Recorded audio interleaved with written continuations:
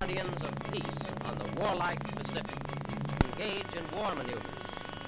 Within hailing distance of the disturbed Orient, the United States fleet is now steaming to Hawaii, or at the Orient.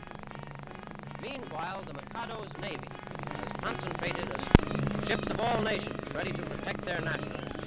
This Japanese destroyer is typical. Evenements in Shanghai have set all China aflame.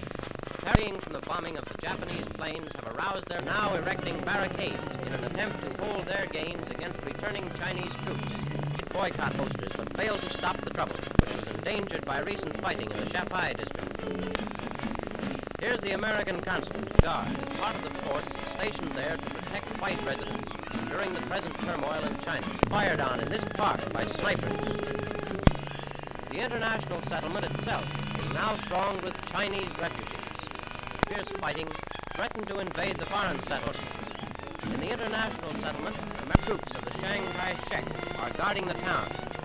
U.S. river gun soldiers retiring from part of the native city. Special patrols at the borders search everyone entering to make sure no snipers are smuggled. Already been bombarded by Japanese vessels coming up from Shanghai. And Shanghai continues unabated as the Japanese surround the Shanghai district with a ring of steel. The Mikado's Marines, shown here on the very spot of the heaviest fighting, go from house to house, searching for has now rushed reinforcements like these from Hong Kong. The newly arrived troops are extending barriers of the international settlement to check surprise attacks and halt Chinese refugees. At every point, machine guns control approaches to the foreign section.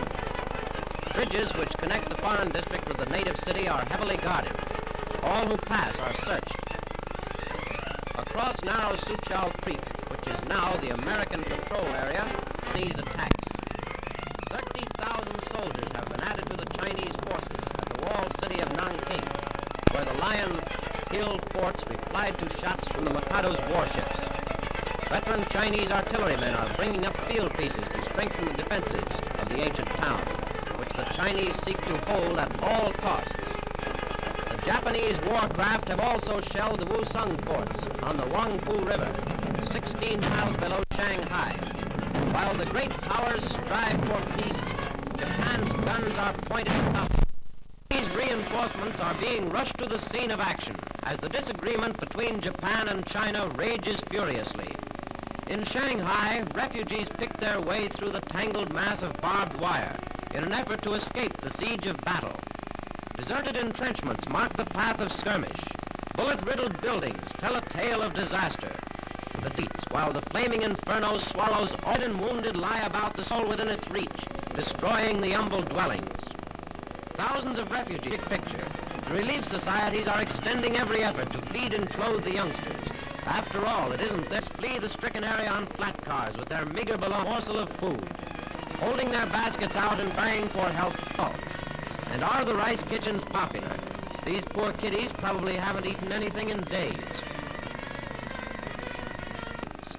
Children are terrified. The older folks move forward. Town after town is destroyed. Heavy fire reduces the once flourishing farmlands to waste. The Japanese launch an attack. The Chinese retreat from their hastily constructed defenses. The trains rush the injured to safety under the protection of machine gun fire. Great guns roar across the countryside, hurling their deadly missiles. It's the story of a war that technically is not a war.